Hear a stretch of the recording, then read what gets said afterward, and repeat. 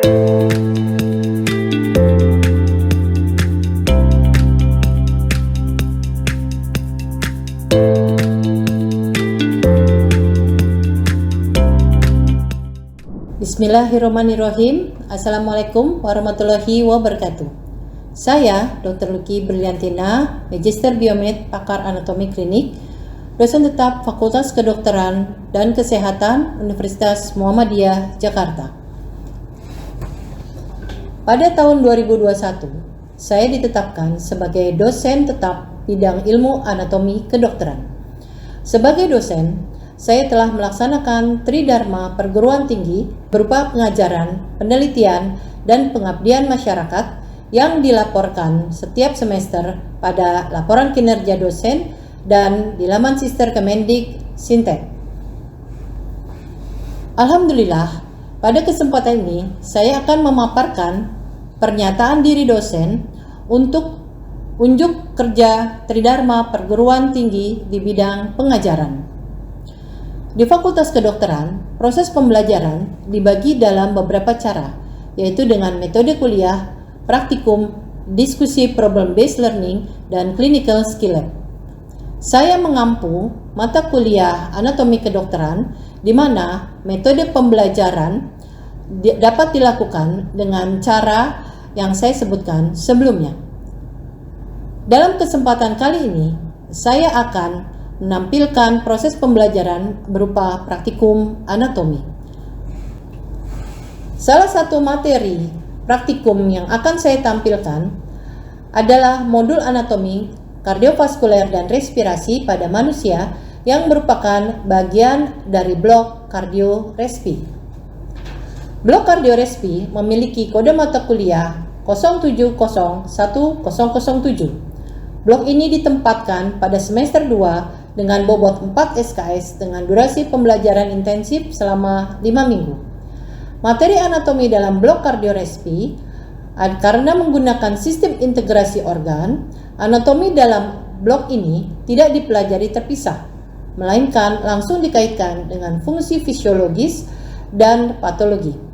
Cakupannya anatomi meliputi anatomi respirasi, struktur saluran napas hingga bawah, mulai dari kafum nasi, faring, laring, trakea, bronkus, hingga lobus dan segmen paru, pulmo, serta pleura. Anatomi kardiovaskuler, struktur jantung, atrium ventricle katup, lapisan dinding jantung, perikardium, miokardium, endokardium, serta sistem vaskularisasi pembuluh darah besar, aorta, vena cava, arteri pulmonalis. Lalu topografi toraks seperti struktur dinding tulang rusuk, otot-otot pernapasan, serta ruang mediastinum. Adapun capaian pembelajaran mata kuliah, mahasiswa mengetahui perkembangan embrio dan pembentukan seluruh organ anatomi yang akan menyusun semua sistem tubuh manusia, dalam hal ini sistem kardiovaskuler dan respirasi. 2. Mahasiswa mampu mengidentifikasi berbagai bagian organ anatomi yang terdapat pada berbagai sistem tubuh manusia, yang menjelaskan bagian-bagian yang terdapat di berbagai sistem tubuh, seperti halnya pada kali ini sistem kardiovaskuler dan respirasi. Yang ketiga, mahasiswa mampu menganalisis secara anatomi berbagai kelainan yang ditimbulkan dari berbagai penyebab seperti penyakit, kelainan bawaan, dan proses penuaan, yang dalam hal ini berkaitan dengan sistem kardiovaskuler dan respirasi. Kegiatan pembelajaran terkait kuliah pakar, praktikum anatomi, dan clinical reasoning dan skill atau CRS. Pada kesempatan kali ini, saya akan menampilkan metode pembelajaran praktikum anatomi sistem kardiovaskuler dan respirasi. Praktikum ini merupakan salah satu cara agar mahasiswa lebih memahami, mendalami, serta mengerti berbagai bagian anatomi dari sistem pernapasan dan kardiovaskuler pada manusia. Adapun salah satu hal penting yang perlu dilakukan mahasiswa sebelum praktikum, mereka sudah mendapatkan kuliah terlebih dahulu, dan untuk lebih paham dan mengerti, mahasiswa diajak untuk melihat langsung bagian-bagian anatomi sistem respirasi dan kardiovaskuler pada manekin ataupun kadaver atau preparat tubuh manusia asli. Baiklah, marilah segera akan saya tampilkan proses pembelajaran praktikum kardiorespi yang dilaksanakan di Laboratorium Anatomi Fakultas Kedokteran dan Kesehatan Universitas Muhammadiyah, Jakarta. Assalamualaikum warahmatullahi wabarakatuh. Selamat pagi semuanya. Pagi ini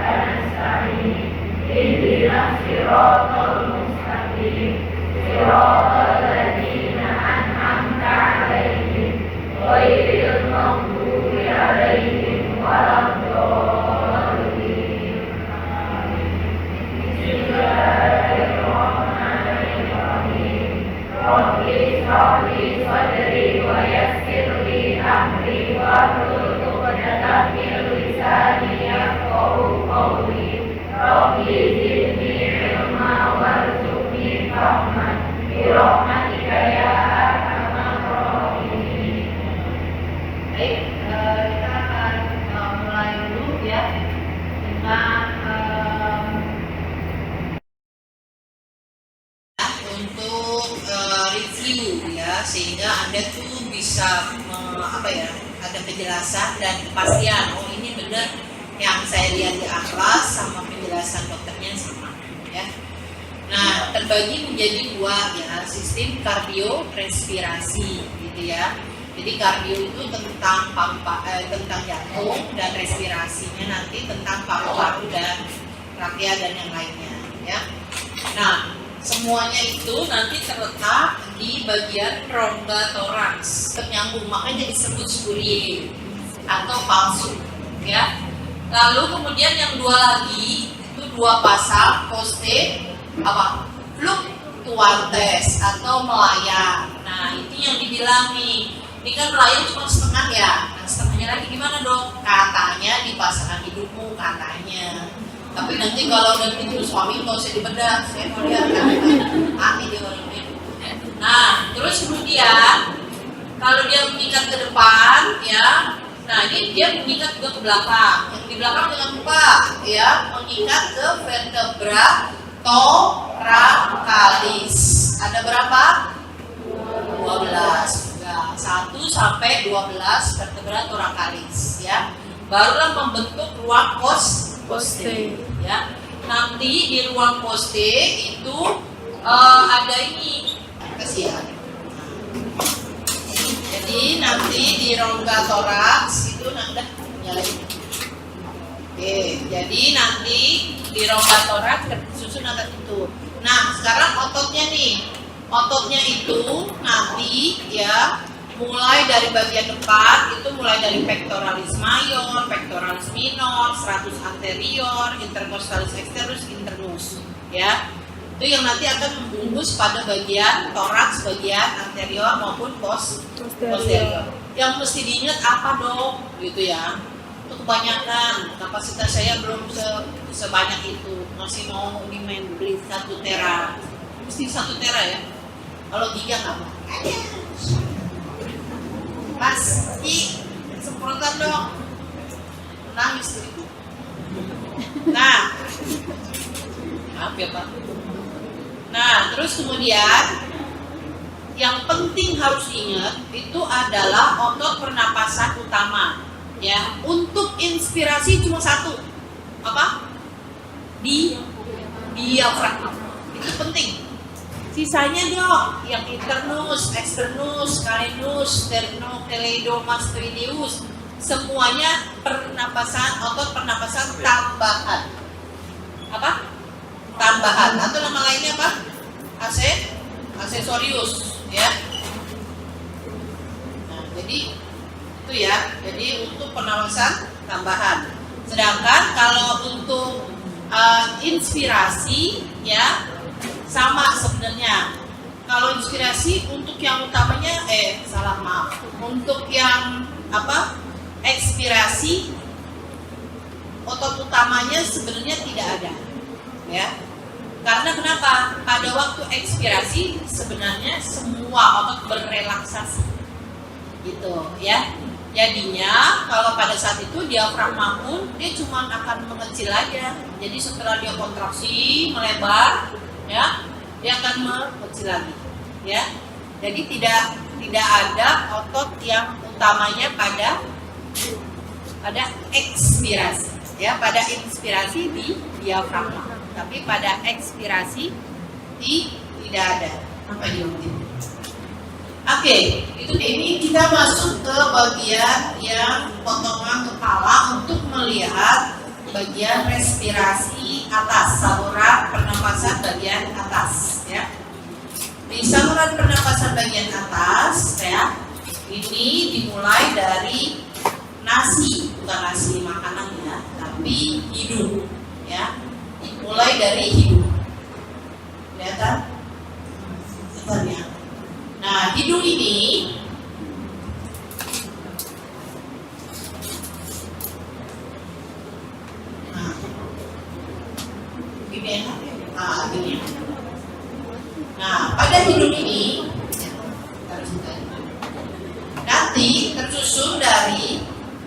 tulang yang berasal dari os kranium sendiri, yaitu os nasi atau os nasal. Lalu dilanjut dengan cartilagum, ya.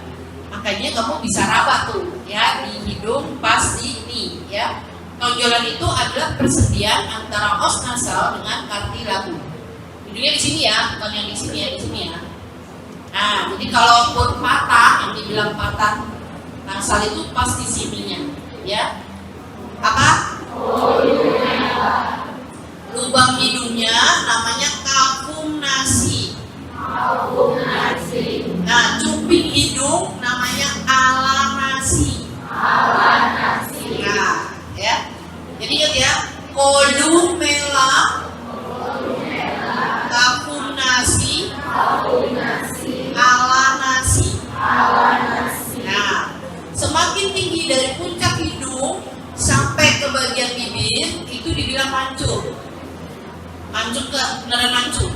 Semakin dekat semakin pesek, ya.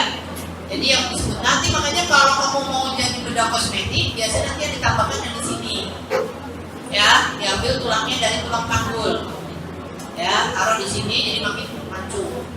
Cuma hati-hati nanti kalau bersihin atau yang lainnya, ya. Nah, terus kemudian ini pada bagian hidung ya, bagian depan, ya.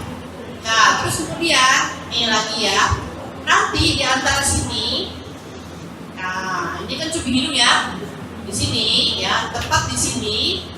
Kalau nanti di apa ya namanya tuh, diproyeksikan ke dinding sini, di sini nih tempatnya si plexus Kieselbach. Apa? Plexus Kieselbach. Ya, plexus Kieselbach nanti tersusun atas 3 perdarahan atau arteri yang cukup banyak.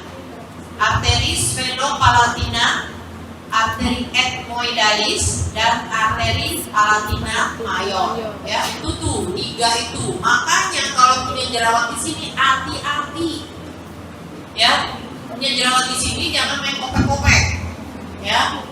Karena nanti kalau dia berdarahnya cukup banyak, salah satu cabangnya itu kena situ bocor. Ya.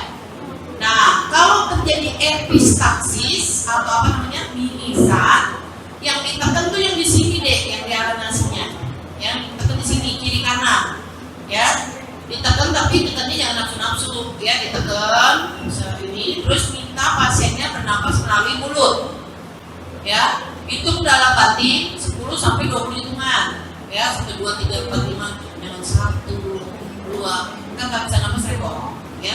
Nanti dibuka kalau dia epistaxis. Kalau masih ngocor, tekan lagi. Lakukan itu selama 15 sampai 30 menit. Ya. Lalu satu lagi untuk mempercepat, dilakukan kompres di sini. Ya, di bagian nih antara 2 alis. Di sini nih kompresnya, ya. Gunanya buat apa? Karena kalau yang di sini itu cabang utamanya untuk sphenopalatina major. Jadi biar nanti cabang utama di sini kempes, pasti ngalirnya ke sini juga akan berkurang. Jadi epistaxis berkurang. Udah paham ya? Itu nanti tindakan yang wajib harus kamu tahu sebagai mahasiswa kedokteran. Jadi jangan disumpul pakai daun sirih, kelamaan pasarnya, oke? Terus nggak usah juga disuruh dama. Kalau disuruh dama nanti bahaya. Kenapa? Cairan ini darahnya bisa masuk ke saluran napas. Masuk aja, masuk takut. Nah, terus kemudian ini pada bagian respirasi ya, yang keluar, terus masuk yang ke bagian dalam. Nah, ini saya ambil dulu nih.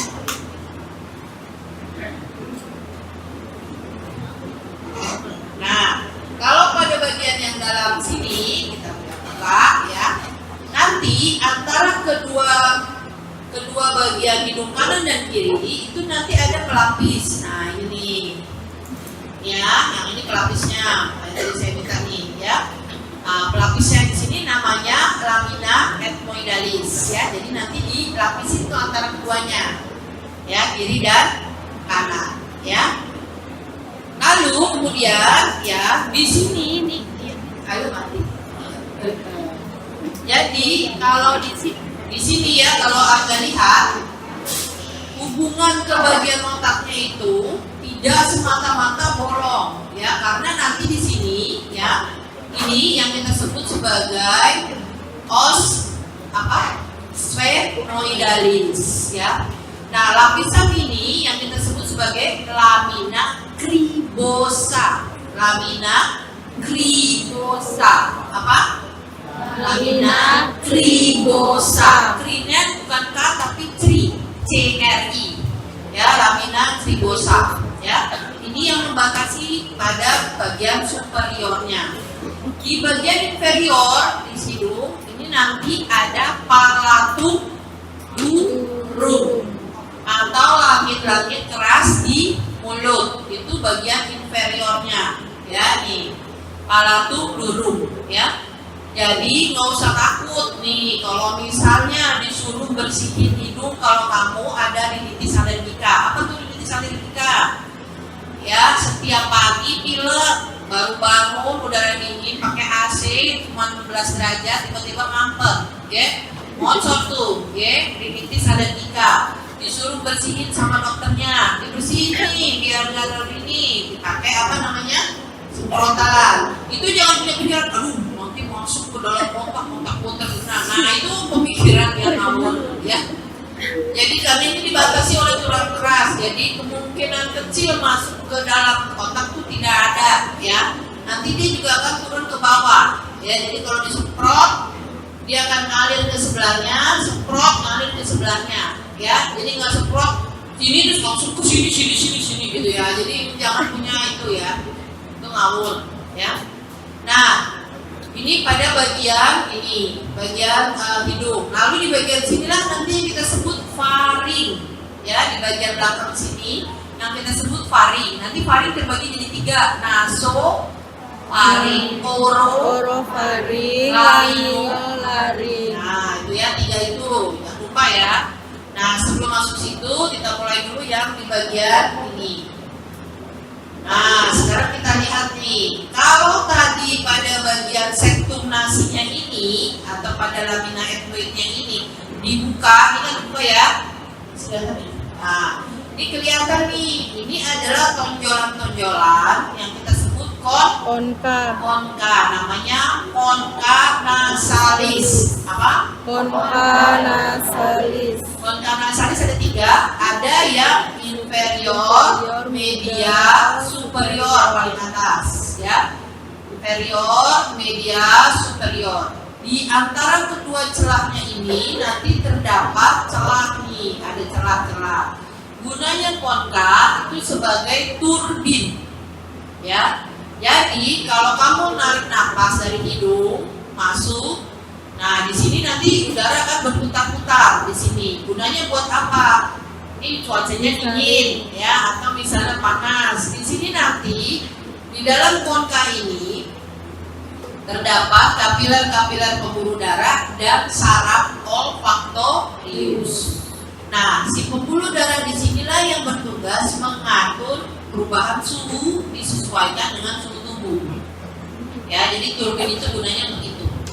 Kalau kamu dibilang mampet, dok, lagi ini mampet hidung saya, yang bengkak ini adalah konkanya. Nah, ini yang menghalangi udara itu masuk. Makanya kalau penyanyi, di sini siapa yang jadi penyanyi? Nah, udah nggak usah dituduh. Nah, ini konka ini itu nggak boleh sampai bengkak. Kalau dia bengkak jadi sengau, ya, suaranya sengau, ya. Jadi nggak keren lagi nanti. Nah, sekarang ini udah ya, kita bicara konka. Ini sekarang kita mulai dari hidung bagian depan nih. Pas waktu masuk nih, yang di sini, ya. Nah, ini yang kita sebut vestibulum. Namanya apa? Vestibulum. Itu kalau biar tempat ingatnya, vestibulum tempatnya pupil. Tapi nanti kalau hujan juga nggak saya tempat pupil di mana ya.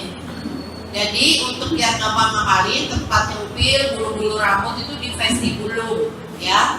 Kalau kamu upil kan mentok ya deh, kan nggak bisa tuh, sampai masuk ke dalam tuh ya. Nah mentok itu kalau mentok di konka, ya. Mentoknya di mana? Di konka. Nah terus saluran ini yang kita sebut sebagai apa namanya? Salurannya? Analis nasalis ya, atau bagian luar hidung atau bagian rongga hidung ya. Nah di sini kalau nanti pernah dilakukan pemeriksaan ini apa bisa swab. Nah masukin dari hidung ya, dari sini kan biasanya ya, terus kemudian mentok. Nah mentoknya itu harus sampai sini. Nah tuh ya, ini apa dong? Nah di sini itu nanti ada saluran yang menghubungkan antara bagian hidung dengan bagian mana? Mulut. Mulut apa telinga? Mulut apa telinga? Telinga. Mulut apa telinga? Telinga. Mulut apa telinga? Mulut apa telinga? Telinga dong. Telinga deh. Oh, telinga aja ngikut aja sama saya. Telinga. Telinga ya. Di sini ada namanya apa nih bagiannya? Ostium. Tuba auditiva. Iya, tuba auditiva ya. Atau sering juga disebut tuba tubarius ya. Nah, inilah yang berhubungan dengan bagian telinga. Makanya kalau pada anak kecil di usia kurang dari 5 tahun, kalau dia suka pileknya dicuekin. Nah, kita belum punya di Indonesia ya. Orangnya cuek-cuek ya. Dicuekin tuh anak kecil, pilek udah seminggu atau 2 minggu, tiba-tiba dia datang bukan karena pileknya, tapi karena sakit telinga.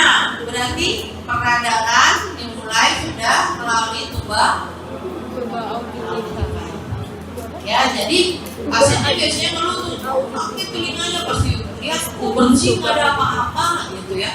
Kok sakit dong? Ya ini karena dari sini. Nah di sinilah nanti ya. Kalau di sini nanti tubanya ya, nah di sini nanti ada lekukan ya. Nah, lekukannya di sini nanti kalau kita mau mengambil untuk swab itu sampai ke lekukan yang di sini ya. Nah, sampai ke lekukan yang di sini ini gunanya untuk di swab ya. Nah, ini tempatnya si bagian tadi, bagian apa? Si kuman-kuman COVID ya. Jadi kalau mentok itu sampainya di sini.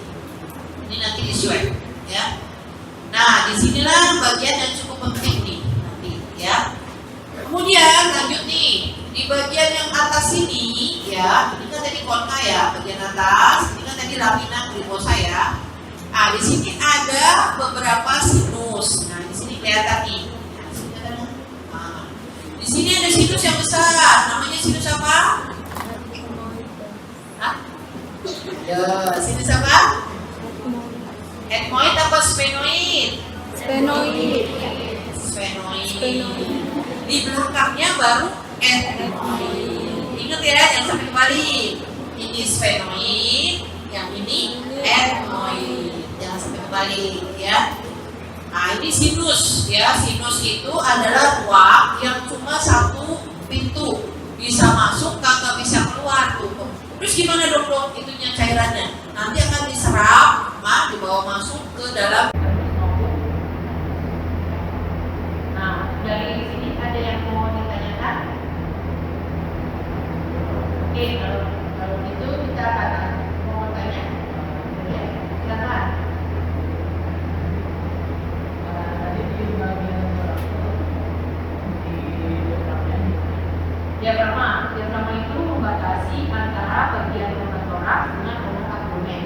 Nah, di sini nanti terdapat otot yang lumayan banyak ya. Nanti kalau dimasukin kita ada di dalamnya ya. Sini ya. Oke, sekarang lanjut. Ya. Setelah ini nanti di bagian belakang ini ya, kavernasi akan berhubungan dengan bagian ini yang disebut tadi faring ya. Faring di sini nanti terdiri dari nasofaring, ini nasofaring.